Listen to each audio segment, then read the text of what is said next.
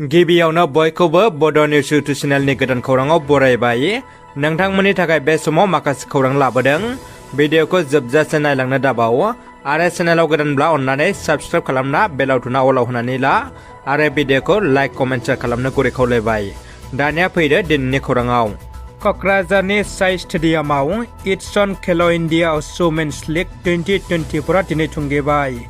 इटसन खेल' India women's league 2024 नि बान्था राननाय हाबाफारिनि गेजेरजों आसाम उसु एस'सिएशननि लेङाइ नेहाथारि कुमुद गगৈ आरो नेशनेल उसुनि बिजिरगिरि उदांस्रि नार्जारिया बाहागो लायो।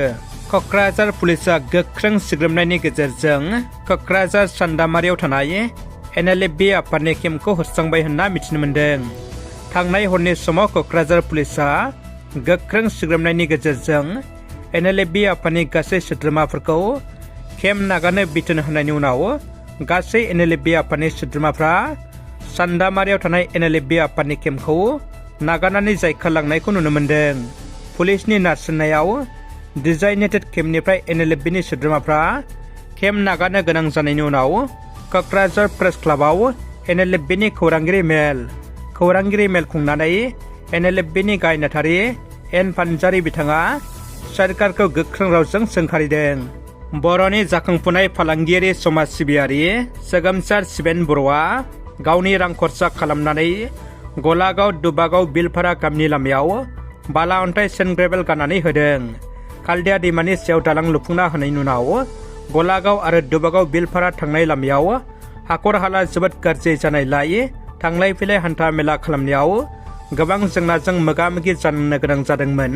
रायजो राजाफ्रा हाखर हाला जानानै थानाय लामाखौ JCBजों समान खालामनानै सेन्ड ग्रेभेल गारनानै होदों।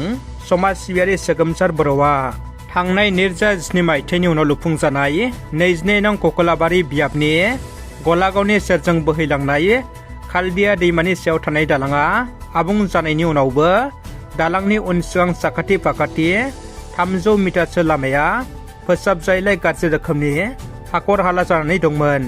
बेबायदि हाखर हाला जानानै थानाय लामाखौ नायना थानो हायैलाय समाज सिबियारि फालांगियारि सोगोमसार शिबेन बर'आ गावनि फारसेनिफ्राय रां खरसा खालामनानै JCB ट्रेक्टर लागायनानै बाला अन्थाइ सेन्ड ग्रेभेल गारनानै फोसाबनानै होदों 300 मिटारसो गाज्रि जानानै थानाय लामायाव। सोगोमसार शिबेन बर'आ गावनि फारसेनिफ्राय रां खरसा खालामनानै बेफोरबायदि खामानि मावना होनायखौ गोजोननाय मोननायखौ फोरमायदों गलागाव दुबागाव बिलफारा गामिनि रायजोफ्रा। जरहाट मेडिकेल कलेज हस्पिटालनिफ्राय हेन्डकापजों खारखोमानाय दायनिगिरिया जोबनायाव पुलिसनि आखायाव हमजाफिनबाय।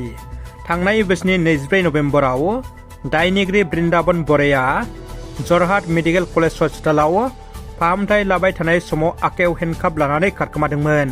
मख'नो गोनांदि बृन्दाबन बर'आ जिनाहारि खालामनायनि दायाव जरहाट पुलिसजों एरेस्ट जादोंमोन। जोबोद दुखुनि खौरां, गोख्रों ताइक्वान्ड' गेलेगिरि आरो समाज सिबियारि आबुनि बसुमतारिया रुंसारि जाबाय। बाक्सा जिल्ला सुरुक कुजिजार गामिनि गोख्रों ताइक्वान्ड' गेलेगिरि आरो समाज सिबियारि आबुनि बसुमतारिया नेशनेल आरो इन्टारनेशनेल ताइक्वान्ड' गेलेनानै गोबां बान्थाफोरखौ देरहानो हादोंमोन। गोजौ थै नारसिनथाय हाइ ब्लाड प्रेसार बेरामाव गोग्लैनानै बिथाङा थांनाय 5 जानुवारि खालि रुंसारि जायो। खारखोमानानै थानाय पद्मा बसुमतारिखौ मोनफिनबाय।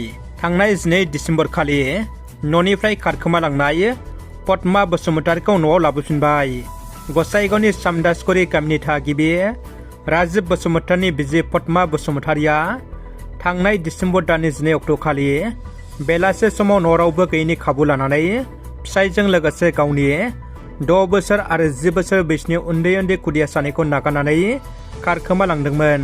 नाथाय गामिनि रायजो राजाफ्रा पुलिसनि मदद लानानै न'सिम लाबोफिननो हाबाय। नोंथांमोना रांनि गोनांथि समाव एसे बिबांनि एबा मेक्सिमाम 500निफ्राय 10,000 गेजेराव अनलाइन एपनि गेजेरजों 1 आरो 2 दाननि थाखाय एसे खम बिबांनि सुदआव लन लानोब्ला गोरलैयैनो लानो हागोन। बे एबा ट्रास्टेड आरो गभ रेजिस्टार। लिंकखौ डिसक्रिपसनाव होबाय। लिंकनिफ्राय डाउनलड खालामना आंनि प्रम' कड VISIT676BC खौ इन्टार ए प्रम'सन कडाव इउज खालामब्ला 100 रां फ्रि मोनगोन आरो बे 100 रांखौ लन लाना सिखना दाननो हागोन। मुम्बाइ सोहोरनिफ्राय राजा लामाजों आसामसिम बिरखं लाबोदों। जर'खा बिरखंखौ नायनो थाखाय नलबारि राजा लामायाव सुबुंफोरनि होंगो दोंगो। गंसे रेस्टुरेन्ट गायसननायनि थांखिजों आसामनि पालेहेनि फालांगियारि हरिप्रश्न हाजरिकाया गंसे गेदेर बिरखं बायदों। बे जर'खा बिरखंखौ नलबारिनि 30 नं माहारि राजा लामायाव नुनो मोननाय जादों। मुम्बाइनिफ्राय राजा लामाजों लाबोनाय गेदेर बिरखंखौ नायनो थाखाय हादरनि गुबुन गुबुन जायगाफोराव सुबुंफोरनि होंगो दोंगोखौ नुनो मोनदों।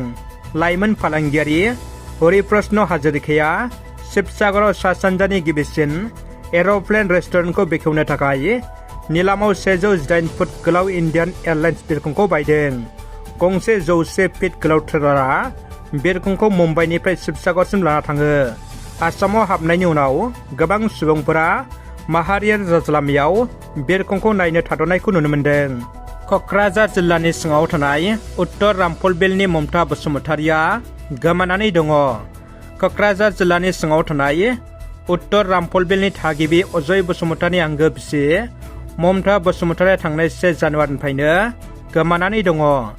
नखरनि सोद्रोमाया फोरमायनाय बायदिब्ला ममता बसुमतारिया थांनाय 1 जानुवारि खालि हाथायाव थांनो होननानै न'निफ्राय ओंखारबोदोंमोन, नाथाय दिनैसिमबो न' फारसे गिदिंनानै थांफिनाखै। बेनिखायनो ममता बसुमतारिखौ सोरबाफोर बहाबा नुयोब्ला जानबुं नाम्बार 70028230885 एबा 8761964545 आव फोनांजाब खालामनानै खौरां हरनो थाखाय नखरनि सोद्रोमाफ्रा खावलायहरदों। जोबोद दुखुनि खौरां।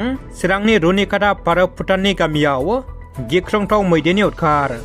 मुर्सिमा मिनिख्रि बसुमतारि आरो मुर्सि थबसा बसुमतारि सानैनि नखराव हरनि समाव हाग्रानि मैदेरा फैनानै सिलिंखार खालामफैदों।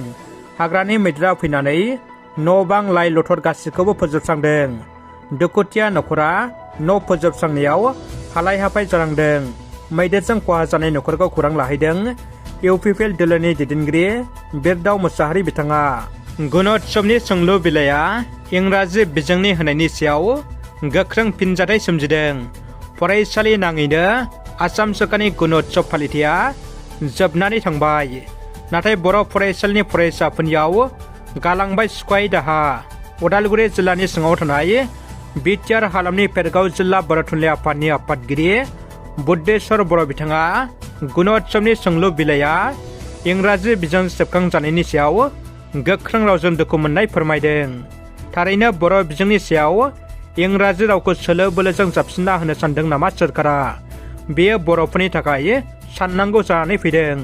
बेखौ लानानै भेरगाव जिल्ला बर' थुनलाइ आफादनि आफादगिरि बुद्धेश्वर बर'आ खौरां बिजोङाव दुखु मोननाय फोरमायदों आरो सोरखारखौ गोख्रों रावजों सोंखारदों।